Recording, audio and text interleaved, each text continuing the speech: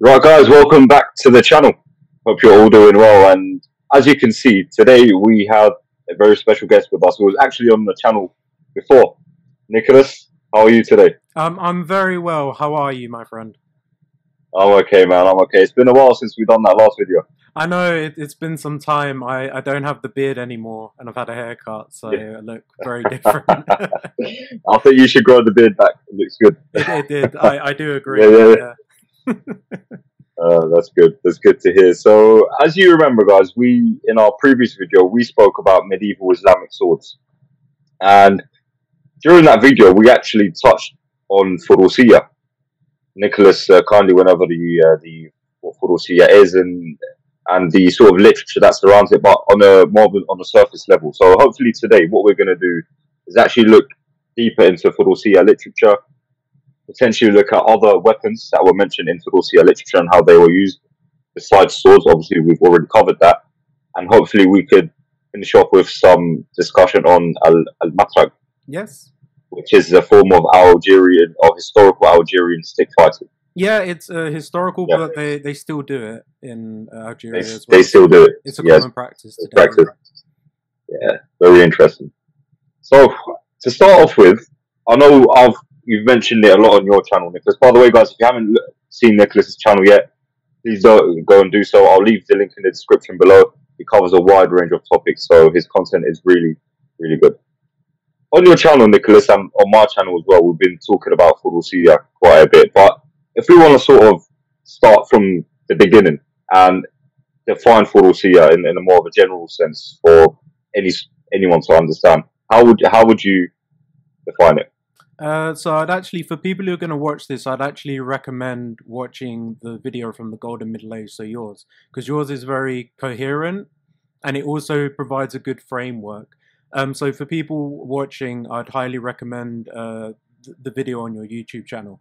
But to provide the basis of what furussiya is, so the etymological term of furussiya comes from the Arabic word fars, meaning a horse. A faris means a horseman or a knight, similar to how in French you have chevalier for knights, or equestrianism in Latin. It just, in a literal term, it means horsemanship, but as a term, it designates a wide variety of activities to do with horsemanship, also dismounted, boxing, wrestling, sword work, veterinary care for horses, hippology, and engineering, siege work, and it becomes this kind of multi-dimensional term attributed to the warriors who were going to participate in this activity as well. And the main people who are going to participate are what are called gulams or mamluks, who are slave soldiers, who are this elite caste. But also, it can really be wide into anybody participating, which was quite surprising to me when I initially did research, because even the people teaching it aren't Mamluks themselves. The author of Nikhaya al-Asul is Azerbaijani, I believe, but his grandfather was a furussiya master. But he's not a Mamluk himself. You have an Andalusian scholar called Ibn Khudayl. He has a very long name, as a lot of Arabic names are, but he's a scholar of the madrasa. He's not a soldier at all. Ibn Mangli is the son of a Mamluk, but he's not a Mamluk himself as a result. So it seems that anybody who was interested in reading this literature could access it and learn if they were well educated enough. It's actually quite revealing. It shows how accessible literature was for people who were literate enough to do it. And if you're a person who's part of an idka system, who's a temporary shareholding of property, where you get your own revenue and you're called up on campaign, you might want to go and look at this treatise or these manuals. Okay. But it's just basically, if there's an accurate term, probably knighthood is an accurate term to designate it. It's just anybody who has this range of dismounted and mounted combat or things related to horsemanship that they can participate in. Yeah, I think you've defined it pretty well, and it really lays a solid foundation to build on for this video. And it's quite interesting. You mentioned that it's associated with the Mamluks, right? It's Mamluk furussiya. But from what I've read, I don't know if I may be mistaken, but this is something that actually started in the Abbasid period, Mm-hmm. and then it continued to into the Mamluk period, when they sort of became more powerful and established their own dynasty. But the starting point is actually the Abbasid period. Is that correct? Yeah, so I'll reference your video, but also I remember the last time we spoke, I said something along the lines of, well, furussiya and the Mamluks are interchangeable, and you can't really do one with the other. But in accurate Okay. terms, furussiya generally comes first in the Abbasid period. It's inherited from Sasanian Persian court rituals and practices.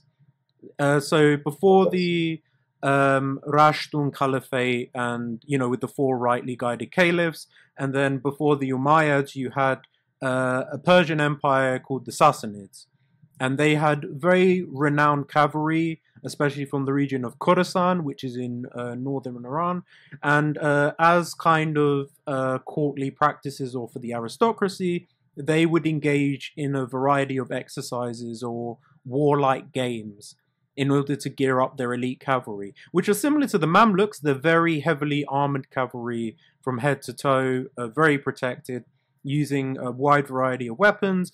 But this isn't really used by the Umayyads a lot.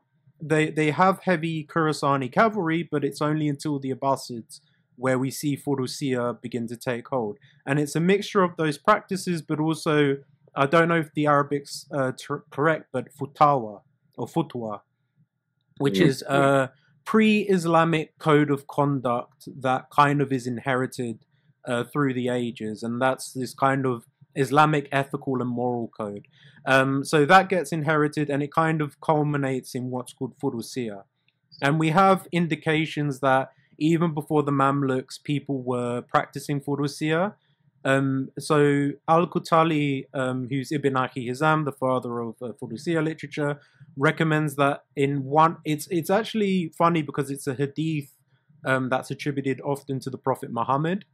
But if we actually go accurately, it's actually attributed to Al-Qutali. But it says more or less that everyone should study archery, swimming, and furussiya as exercises. And we know that people did it as a pastime in the Abbasid Caliphate as well. And it was a good way, I guess, to keep people trained on the use of weapons.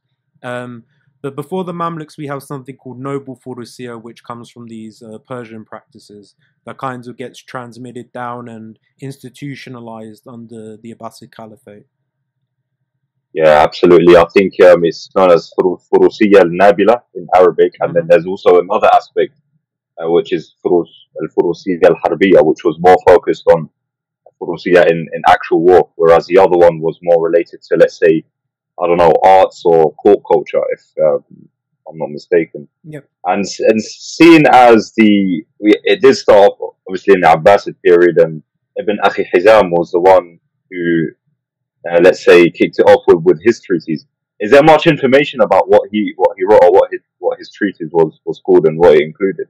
So there's multiple references to his treatise. I don't know them on the top of my head. It consists of a compilation treatise broken into what a scholar called Shihab al-Sharaf says is Treatise A and Treatise B. Treatise A deals with the hippology, so the care for horses, what type of breeds of horses they are, and some superstitious stuff that Ibn Hudayl talks about in his Andalusian treatise, such as, I'll give an example. I'm paraphrasing, I think, but if a horse has 3 spots of white on the legs and 1 black, it's superstitiously it's a bad thing, and you don't want to have that horse. So I'm Okay. probably getting that wrong, but it's kind of along the lines of what to look for. How the Arabs tamed horses using kind of biblical or Quranic verses as well, and the origins of that. And then you have type B, which is all the combat related stuff. So mounted and dismounted, and there's a distinction between upper furussiya and lower furussiya as well. And they just Yeah. simply mean Yeah. mounted and dismounted. And, it's a wide variety of weapons. Ibn Akhi Hizam's a master at arms. And he's really the one who institutionalizes furussiya as we see it. And he's kind of along the similar lines of when the Mamluks are being institutionalized as well. But he is head of the Khurasani corps. So at the time, Yeah. likely the majority of people who made up furussiya were probably Khurasani Persians, and then gradually we see more Turkic slave guard soldiers being introduced because they're just seen as more reliable. They don't have a stake necessarily in society, and they're these alien people who don't really belong to what would be medieval Iraq and Iran. But Okay. because of their position, they can be relied upon as professional soldiers. And they're not the only empire who does that, but they seem to be the one who, maybe one of the earliest ones who do it. Absolutely.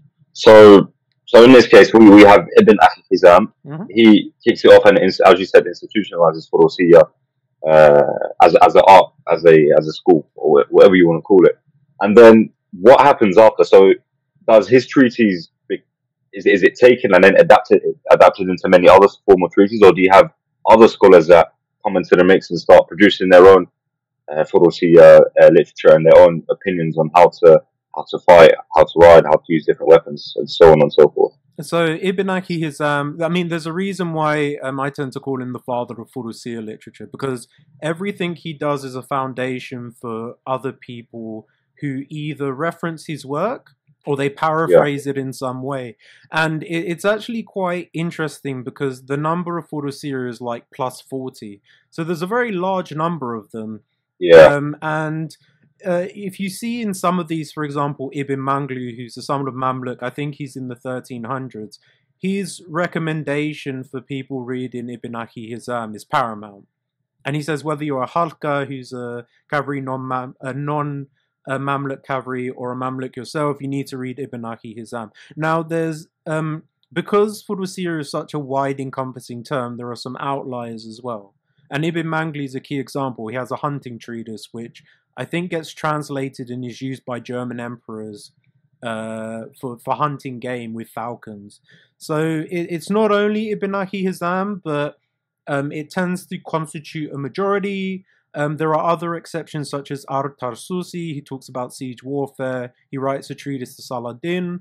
But the majority seem to, through the ages, either paraphrase him or quote him directly because he's such a revered person.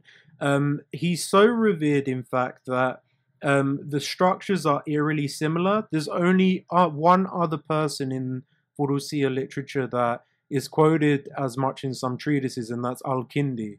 So, for example, there's a Turkish Kipchak treatise within the 14th century or 15th. I think it's 14th. But the swords that they're describing and the type and the way you make them are more or less paraphrased from Al-Kindi, who has a treatise on sword making and what metals to use and which parts of geography where these metals come from. And, you know, they're talking about Christian swords as well. And you can almost quote it or paraphrase it directly. And it's interesting the way that Ibn Akhi Hizam is quoted as well. So Shihab al-Sharaf, I think, has three groups. The first one doesn't necessarily quote Ibn Akhi Hizam very well. Then you have like the second category, which is Nikhayal al-Sul would categorize itself in, and they very stringently quote their sources. And Ibn Akhi Hizam is there, but for example, Ibn Hudayl quotes Aristotle when looking at animals, so there's a wide variety of sources they would look at to integrate it. And then finally, towards the end of the Mamluk Sultanate, they either attribute the treatise writers or authors to either fictional authors or leave them completely anonymous. But it's very clear they're taken from Ibn Akhi Hizam. And the reason is because the Mamluk system becomes quite volatile towards the Mamluk Sultanate, which ruled over Egypt and the Levant. And what they would do is, as soon as a new ruler would come in, they would purge all the Mamluks. And it got really precarious to the extent where Mamluks would come in to be trained, the ruler would be overthrown, and then they would just let them out in the streets.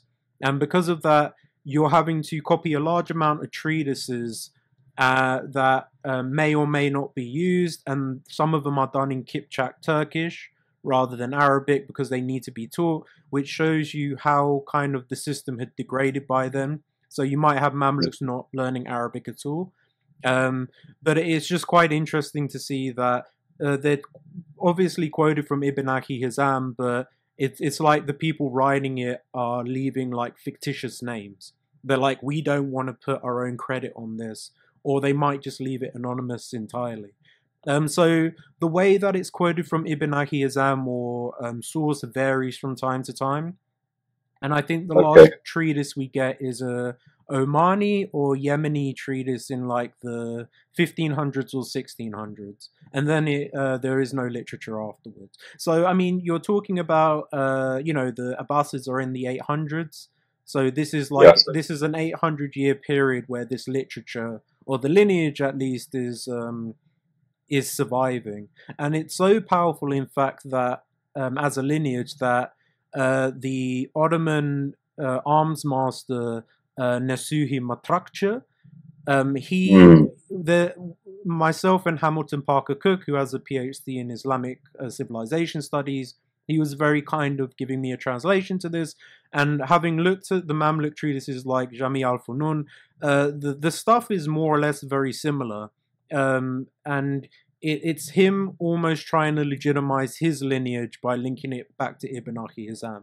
So even with the Ottomans, who, though aren't Arabic themselves, they claim to be a lineage from the Abbasid Caliphate because they take over as caliphs. They Even then, there's this kind of reverence for Arabic sources in Ibn Akhi Yeah. Hizam himself, though he doesn't quote him directly or mention him in name. So you kind of have this kind of lineage that legitimizes his work, but also shows that Ibn Akhi Hizam was revered as a master of arms, even way past his age.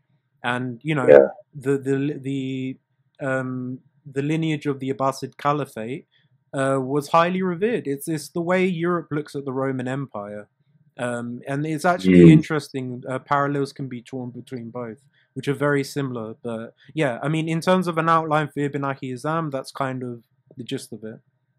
Yeah. I mean, you could see how influential he was, right? He Hmm. established something that carried on for hundreds and hundreds of years. Yes. And if we were to do 100 videos about this, we probably can't cover the topic in in enough depth. But we try our best. So in those treaties, right? So moving on to, let's say, the weapons that were mentioned. I know we already spoke about swords, but I think it would be good to sort of recap about Sure. the swords that were mentioned in the furussiya literature, and then we could go on to other sort of weapons as well. So if we were to have a quick recap about the general use of swords and the types of swords that are instructed in this literature, how would you sort of go into it and describe it? Sure. So before I outline, there's some interesting facts about the sword. So a lot like Europe, the sword was highly revered in Abbasid circles and Mamluks, but they weren't Yeah. the primary weapon that a Mamluk or Faris would use. In fact, Mm. actually, the in the grand scheme of using lances, spears, maces, archery on horseback, the last backup weapon you would use apart from a dagger to defend yourself. Like if you end up with a sword against another Mamluk, like you're in a bad situation basically. And Yeah. Yeah. it's so indistinguishable and it's so somewhat insignificant to the people writing that you can mix mace work and sword work together. And there doesn't seem to be a distinction in a lot of cases between both. Because on abstract terms, a sword is a long thing that you hold, and a mace is Not as well. practical. Yeah. Yeah. And if you're fighting heavily armored cavalry while also being heavily armored, a mace is what you want to use. It's even to that extent where, based on my research, some swords are geared to be like maces. So they have a central ridge running through the blade to make them very stiff. They're on the heavier side.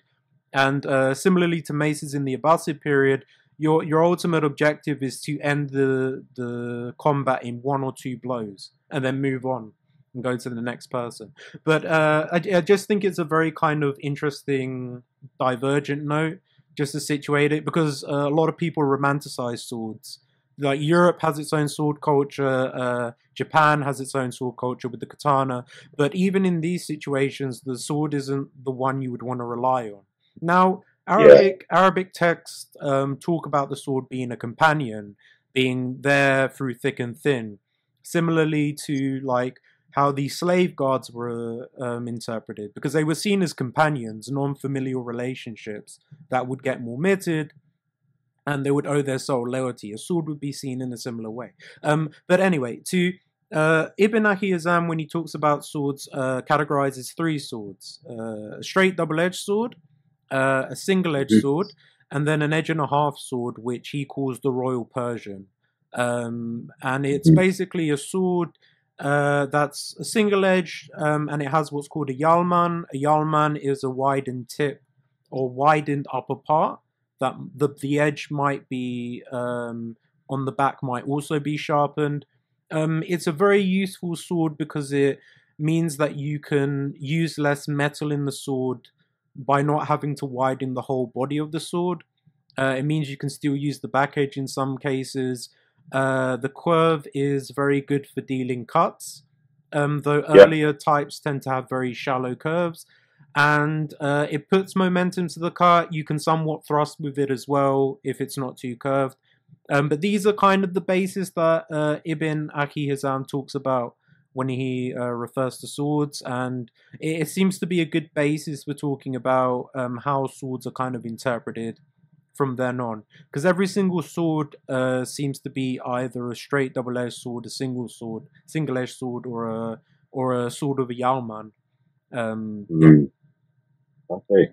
It's quite interesting to hear but that, this is how swords were viewed, and it makes sense, right, in the Mm-hmm. practical sense of things. Like if you're in a battle and you're face to face with someone, you want something more, let's say, practical, more something that you're able to control rather than a long sword, for example. And it Yeah. just sort of also goes to show there's a lot of misconceptions around this topic, and therefore when we sort of diverge into other weapons such as the mace, which you mentioned, how was that used, or how did furussiya literature instruct soldiers to use a mace?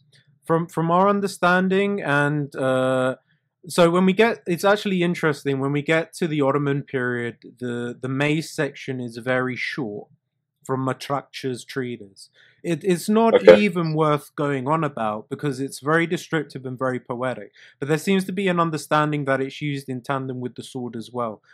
And also, it's interesting that the term for stick in Jami al Funun is also the term for mace as well, which is dabus. Um, Okay. so there doesn't seem to be a lot of distinguishing factors. But if we wanted to talk about maces specifically, these things change through time, even through the Abbasid Caliphate. So you have two types within the Abbasids called the dabus, which is a very light mace, and an armud. Now, an armud is like this iron or bronze rod. It's a solid piece, and it's usually depicted as very heavy. So we have anecdotes, for example, of a person in combat hitting the saddle of the other person's horse, and then the horse collapsing completely. Um, we have a testimony of a guy whose arm gets chopped off, so he tries to use an armord with his other hand and train it. But the idea of this is it's so heavy that you need to end the fight with one fell blow. And it seems very impractical, right? Because you don't want a weapon that's too heavy, because if it's too cumbersome and you can't wield it, somebody who's more skilled and quicker will take advantage of that.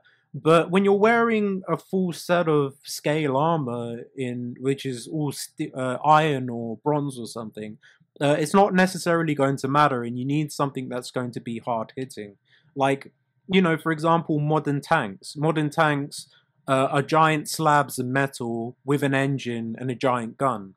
And it doesn't matter how many bullets you shoot at it, they're not going to go through. So a similar philosophy was kind of the same in that case. You then have what's called the dabus, which is they have a nickname for it, so cucumber head, or it Okay. usually has a knobbed head, but it's this light wooden type of mace. It's not very deadly. All stories about it seem to revolve around multiple people beating a single person with them and them coming relatively unscathed. But through time, as the Almohad begins to disintegrate, as the Abbasid Caliphate disintegrates, because you need a lot of resources, right, for such a large empire, to get these solid pieces. The Dabus becomes the kind of default term for a mace. And by the time of Salah al-Din, you have, heavy set maces with tips or something like that, like giant kind of masses on a single stick. Or you have like what are called flange maces, and they're basically maces with sharp edges or corners attached to them. Now, the way that they used them was probably very similar to a sword, simply because it's just very similar in both contexts to use both types of weapons like that. But the mace, in terms of close combat weapons, when you lose your lance, seems to be the go-to option.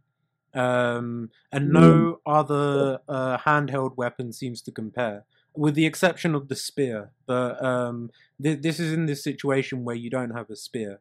But it's the basic requirement that Mamluks probably did have swords and maces both at the same time. So it makes sense that there's a lot of interchange between them. Yeah. Okay. And was a mace? So was it used both on the horseback and on foot? Is it something that you could do both ways, or is it specifically for one sort of method of fighting, like whether it be on horseback or on foot? Which way was it used? We get insinuations from furussiya that they're done mounted and dismounted. So, for example, with a lot of the stick work, which is used to gear up to on horseback, stick work that's used to gear up on sword work, they say practice this dismounted, then practice this mounted. And there's a lot of intertwining, interlinked features, and it doesn't really make all that difference.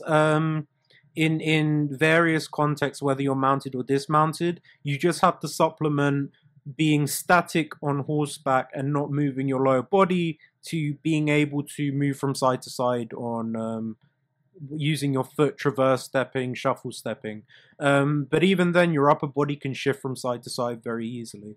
And it's actually interesting because we get the way that power was generated to strike opponents, whether using a mace or a sword, seems to be mainly generated from the arm and the shoulder. So so it's not a whole body movement. Which generates the power. So in Jami al-Funun, there's depictions of cunning exercises done with clay pyramids. But what's particularly interesting is it shows upwards. So it shows standing and it also shows kneeling. Now, myself and Hamilton were discussing why this is the case. I've come to the conclusion that it's because kneeling means you can't move your lower body, which is very ideal for training on saddle, on a horse. But even outside of that, I mean, you do have moving from side to side, and it's your whole body, and it's also hinted in Al-Matreg in North African stick fighting. But it seems that generation for striking came from kind of training your shoulder and training your arm to do very decisive cuts. Without the help of the body, mainly because you're going to be on horseback most of the time, so you need good translation. But that seems to be the philosophy, and it's not only in the Arabian world where that's the case. So I don't know if you're aware, with Persian wrestling, they have what are called meals. So the Persian wrestlers are called Bakhlawi, which mean champions. But in the Abbasid period, ironically, you have these elite units called Bakhlawi as well. So there's a merging of Arabicized and Persian terms as well. But the one thing they do as training is they use these very heavy, weighted, I don't know what they could be referred to as bats.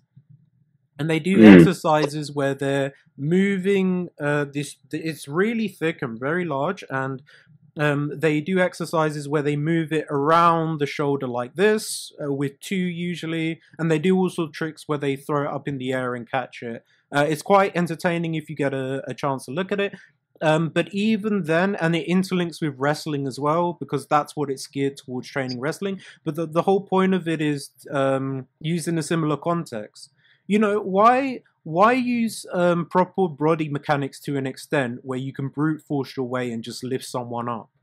Yeah. And have very good upper body strength and shoulder strength. And this is proven even more with the cutting exercises because they have different weighted swords. They recommend you use a heavy sword, a medium weighted sword, and a light sword to distinguish. But the heavy sword likely was for strength and conditioning. Like it wasn't there for handling the sword, but it was used in order to gear yourself up for swinging something that's a lot heavier. And you can relate that to the Okay. mace as well, because the maces are going to be, in some cases, quite heavy as well. Yeah. Absolutely. So, moving on from the sword and Sure. going to the lance. So, Yeah. I know you mentioned that as a primary weapon that was used. And actually, before we talk about the lance, I want to mention one thing. So, you spoke about you've mentioned it quite a few times, the furussiya treatise known as Kitab Makhzun Jami' al-Funun. Hmm. Could you just give a sort of brief overview of that treatise as well before we go on to speak about the lance? Because I think it's quite interesting to cover that. Sure. So I'll shorten Yeah. it to Jami al Funun. It's roughly translated to the thing which keeps treasure, which is compiled together. So some people Yeah. say the treasury that combines all things. Other people say the treasure that combines all things. It really depends on what your translation is.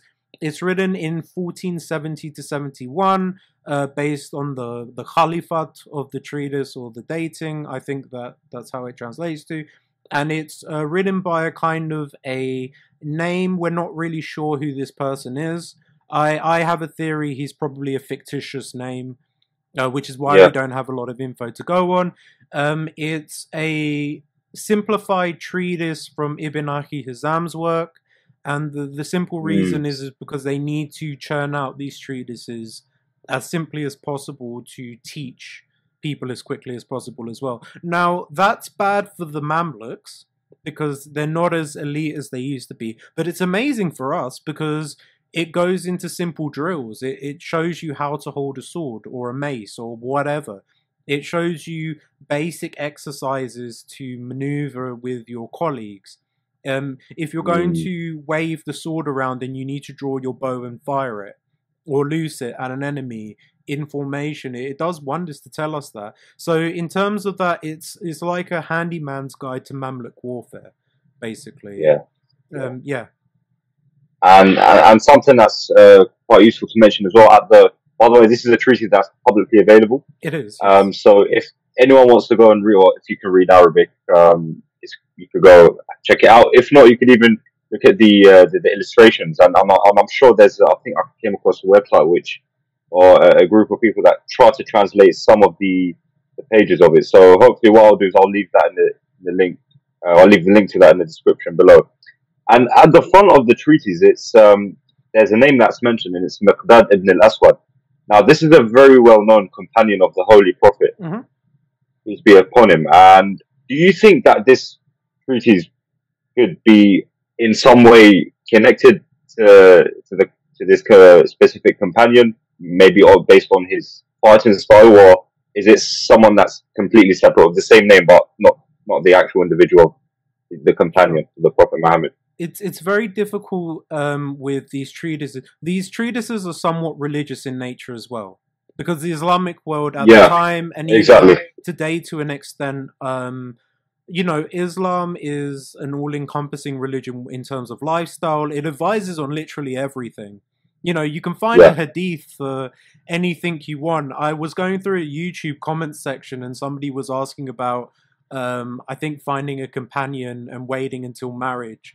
And you had like yeah. several respondents going, yes, the Prophet Muhammad recommended this and that and this. So these texts are somewhat religious as well, and they deal with religious themes. So jihad is one of those, and Of course. like Ibn Hudayo, he has a bridge treatise and he has a longer one. But the longer one talks about going to war with infidels, so Christians in Spain. And Okay. there are direct quotes from the Quran. There are direct hadiths being quoted. So it's not necessarily a case that there's a lineage stretching to this individual necessarily, but often these people are paid homage to. They're often, I don't want to say regurgitated, but spoken about in treatises as well. And it's Yeah, providing a basis that, to the average person at the time reading poetry or calligraphy, they wouldn't think about this sort of stuff.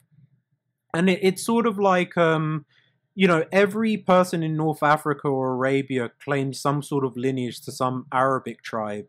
Um, yeah, Banu Hudayl or whatever. And it's sort of like this as well. You're claiming lineage, you're giving a religious basis for your text, which is how people interpreted it at the time. And in the same way that the average person in Western Europe at the time would have known the Book of Joshua in the Bible or the Book of Exodus, mm, it's using a similar thing here as well, and it's difficult to detract one from another. So likely it's paying homage to the individual in question, and it's yeah, also making it. Known that the religious aspect is kind of entwined with that as well. yeah, yeah. And to sort of back up your point, like literally the first page of that treatise is a whole page praising Allah and Yeah. sending, praise to the Prophet Muhammad as well. And then Yes. obviously it carries on, yeah, yeah, into the other matters. So yeah, the lance. What do we know about the lance from furussiya literature, and how was it used? So there seems to be indications that the lance was used mounted and dismounted. Now there seems to Yep. be a divergence on how that's necessarily done. So Jensen, as part of her dissertation, translated the lance section on Nihaya Yeah. Rasul. Now mounted, it's very much about keeping formation, and it's very much about which way you're facing. There are lance guards. So for example, there's the Khurasani Guard, which is the place in northern Iran. There's the Roman, Yep. but also Syrian, but it's also called Damascus Guard. You have, which is a crouch lance guard, so the Europeans weren't only doing crouch lances. You have what is called Tagri, which is an Mm. Egyptian colloquial term at the time, meaning a breach or a mouth of a port or a mouth of a curb. That was kind of used to break the person's guard and thrust at the same time. So the main primary dynamics that revolve around horseback is to place your lance on the opponent's and then deal an ideal thrust. But all of that is just like 10% of the whole thing. The whole thing is revolves around combat, pursuing. Are they going to face you from the left? Are they going to face you from the right? How do you hold the reins of the horse when you're holding the lance? And it brings a lot of perspective. Cavalry engagements weren't only giant masses of horsemen charging against each other. It's a lot like dogfighting with jet fighters or planes on a 2D plane, because you're consistently chasing somebody's chasing you, you're going to be meeting Yeah. halfway. And Nihaya talks about this in what are called bands, or the plural banud, which are these forms that you do to instill muscle memory to get used to it. Unfortunately, I haven't seen a lot about dismounted. I've seen your video, and the dynamics of that seem to be more stationary, but because you're stationary and your opponent as well is, you're more about I don't know what the term would be, dislocating the alignment of the spear. And that means running Yeah. circles of it. And it's not at all that different from what we see in other parts of the world as well. But also beating the opponent's lance down. Possibly if they're talking about circling, are they talking about it when both spears are connected? Are they whirling it around and striking with two hands? But it shows Mm. a complicated type of battlefield fighting with the lance. That, if you want an equivalent to it, the SAS do live drills with live ammunition. Okay. And it's there to instill the muscle memory so that when you're fighting with live ammunition, it's second nature. And the same goes for these Mamluks as well. You're going to be in formation. You're going to be working in sync with other horsemen doing exactly the same thing. or maneuvering differently. And I'll use an example. In medieval Cairo, as a form of entertainment, people would watch these horse maneuvers from the outside of the hippodrome. So the Mamluks had a hippodrome in Cairo where they would train and perform. And to an average person in the medieval period who doesn't have, modern entertainment like we do, doesn't have video games, cinema, or like easily recordable music, who sees what's only in front of them and, only has a certain amount of colors that are vibrant as part of clothing, watching this from a bird's eye view, at least a semi-bird's eye view, of all these soldiers whirling in formation and making shapes and shooting and then drawing their lance and then changing their bridles, that takes a lot of work, and it takes a lot of muscle memory, and it kind of displays how elite these troops were. They weren't pushovers. They in a lot of cases they would have surpassed a lot of other elite institutions. Simply because there aren't any equivalent. The only equivalent is the Eastern Roman case. And even then, these people are being trained from such a young age as well, from the age of 10. So it's not that they're only professional soldiers. They dedicate their entire life and they'll die being Mamluks. So it's hard for us to imagine a world like that, but I think a lot of us would be kind of awestruck at the level of dedication and elite drilling that would have to go on to kind of do all this stuff. Yeah, absolutely. And I think it's to sort of support that. You could see what the Mamluks did in Ain Jalut against the Mongols, right? Yep. They defeated the Mongol army, which ravaged the whole region that stretched from Asia. So yes, it's absolutely incredible to to hear that. And so in terms of other weapons, let's say, for example, a spear, which is different to a lance as well. How was that described in furussiya? So there isn't any real difference between a lance and a spear. They're considered more or less the same thing. A long elongated piece of wood with a stick on it, or sorry, a spear on it, is going to do more or less the same job. There doesn't seem to be any measurable difference between the both. You might have a different set length for lances on horseback than on foot, and that might vary. So, for example, in the Abbasid period, the Abbasids would have had standing armies of infantry with spears fighting in formation. Though the more complicated stuff is with the Mamluks, there isn't any measurable difference between one and the other.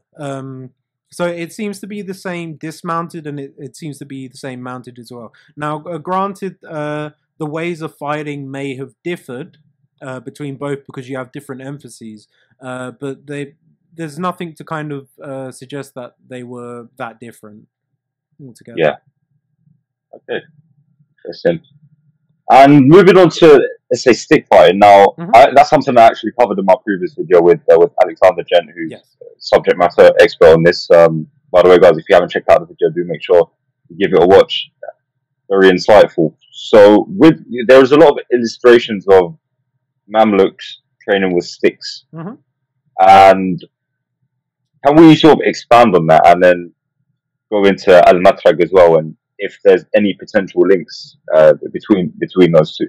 Yeah, sure. So it's important to remember that we have Abbasid testimonies that there were people fencing, and likely those were with sticks, because it's not an actual sword. If it's light enough, it's not going to cause a lot of harm. Likely, like Al-Matrag in North Africa, it was probably non-contact, and it was there to get you drilling so that you can remember the moves, basically. But it's done as sort of a game between two people. When we get to the Mamluk period, and the Mamluks look down on this like they look down on anything to do with the main body of the population. But you have fencing masters who perform for idlers, basically. Probably the moves are a lot more flashy, though they're very similar to... There's a guy called Richard Burton, or Sir Francis Richard Burton, I think. He goes to Morocco, and he sees more or less the same thing. Stick fighting or fencing that's done. that's very showy for him as a European person, as an audience, surrounded by Arabs and Berbers, I think. So the theme, or at least what's keeping in theme with that, is you have a type of communal type of fencing which is done as a community, as a pastime. And you have that in the Abbasid period, you have that in the late Mamluk Sultanate, you have that in the Ottoman Empire to an extent, and then it goes all the way to like the 19th century and could possibly survive today with Al-Mathreg. Now, the way that it's done is kind of questionable, so we don't have a lot of solid evidence, but we can infer a lot of stuff from different historical sources. So, for example, we know that furussiya was more or less everywhere in the Abbasid world. And everywhere where the Abbasid Caliphate collapses, if you're a ruler worth your salt, you have Mamluks, for example, as an escort guard. But you have this furussiya literature, and this isn't something that only a select few could read. If you were able to read, you seem to be able to read this literature. But this type of fencing seems to have just survived in some form with similar moves. And it seems to be linked in furussiya some way, because the move sets mentioned in Jami al-Funun are also apparent in al-Matreg as well. And that also coincides with the Islamic world having something similar to the European Union, which is not necessarily borderless travel, but kind of this idea that you could travel from place to place with little ease, regardless of where you are in the Islamic world. So, and a good example of that is two individuals, Ibn Batun, I think his name is, and Ibn Khaldun. Because Ibn Khaldun was from Tunisia, I think, but he travels to the Mamluk Sultanate without any trouble, and he's a legal jurist, and I think he gets kicked out at some point because the Mamluks have had enough of him. This idea that there was more free travel, I don't think is as absurd. It's just the question of how does this stick fighting how do we connect the dots between the two? And I think it's just there was free travel, and also the Ottomans are trying to inherit a furussiya system of their own. They eventually take over all of North Africa apart from Morocco, and the people, they have elite troops called Janissaries, who are slave guards as well. They become somewhat of the ruling elite in North Africa. And they have Algerian Janissaries that they recruit, but in the 1500s, they're allowed to commit piracy, the Janissaries, in the main body of the population. So likely there's somewhat Ottoman influence, but likely some influence had existed beforehand that stretches to furussiya. And we have some indications of this. So when the Mamluks are getting conquered by the Ottomans in Egypt, there's a gentleman who gets elected to the Sultanate called Taman Bey, I think his name is, and he requests that the Maghrebi community in Cairo come to war with him to fight the Ottomans. And they refuse because they say, well, we actually need to fight the Franks, who are Western Europeans, basically. So there's this idea that there's this kind of interchanging of historical fighting, stretching from all the way from Iraq to kind of Algeria. And, there's some indigenous nuances. For example, there's Omani sword and buckler. But for the main people who are going to be fighting with a single sword, there seems to be a lot of interlinking. So I think that Al-Maghreb in North Africa, which is stick fighting practiced by Arabs and Berbers, has some link to furussiya itself. The similarities are too much there for us to disregard that, I think. Yeah. Cool. And if we were to, let's say, fast forward from the medieval times and zoom into Al-Matrek today, in Algeria and how it's practiced, how would you sort of describe it? Sure. Matrag, Al-Matreg, as an Arabic term, there's some speculation, but it might derive from the Arabic term mitrak. And mitrak means something that you hit with, so like a hammer. But it's also, it might be a play on words to mean give and receive in terms of blows. Now, the objective of Al-Matreg is it's non-combat, so you're not there to hit your opponent, but you start off by striking floor blows at them. This is usually to the right side of the head, the left, upwards to the chin, and then downwards to the head.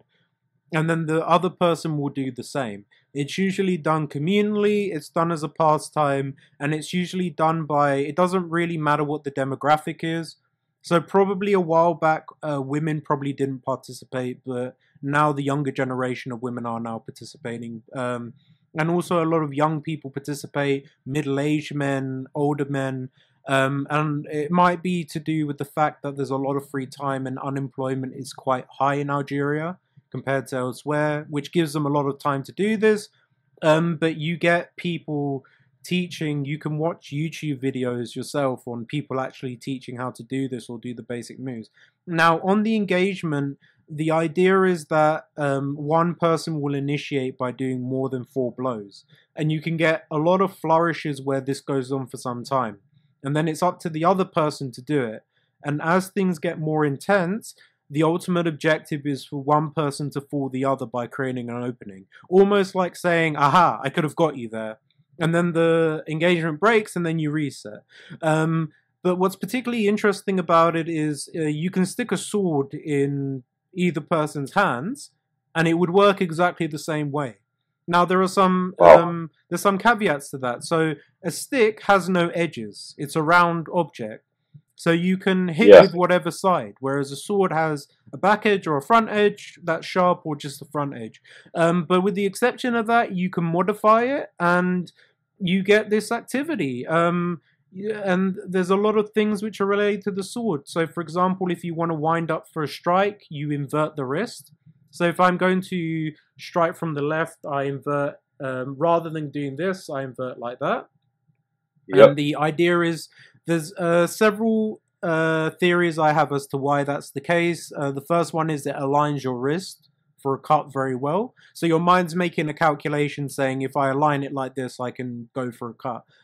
The second insinuation is when you cut anyway, your body or your wrist ends up in an inverted position anyway. So it's kind of beating the horse to the finish line per se. There's also hopping, which we get in Jami al-Funun as well, because it mentions for you to jump in a way. I think that's the phrase. So you get hopping, and you can do that to chamber strikes. You can do that to disengage or re-engage as well. And that's kind of it. It's practiced mainly in Oran, which is in the western part of Algeria from my understanding. And that's a main port, which means it was probably a piracy center for the Ottomans, or just the piracy center in general, which means a very well-armed populace or a lot of people in the countryside who are Berber, who are carrying sabers and swords around. So that's basically what Al-Matreg is. I think it's linked to furussiya in some cases. I'm happy if somebody can prove me wrong, but until then, you know, that's kind of what my conclusion is based on it. Yeah, and hopefully we could do future videos about how furussiya is linked with Al-Matreg. We could look at it in more detail. Yes. I think that sort of wraps up the video for today. We've covered a wide range of topics, ranging from furussiya, what's mentioned in furussiya regarding weapons, how they fought, talked about the Abbasids, the Mamluks, and ended with Al-Matreg. It was such an insightful and fascinating discussion. Thank you very much, Nicholas, for your time. It was a pleasure to have you on the channel again. Yeah, thank you. And no worries at all. And hopefully, I look forward to doing another video with you in the near future. Definitely looking forward to it. Perfect. And by the way, guys, once again, please head over to Nicholas's channel, check out his content. He's got some really good stuff on there. Make sure you subscribe as well. Thank you very much for watching, and we'll see you again very, very soon.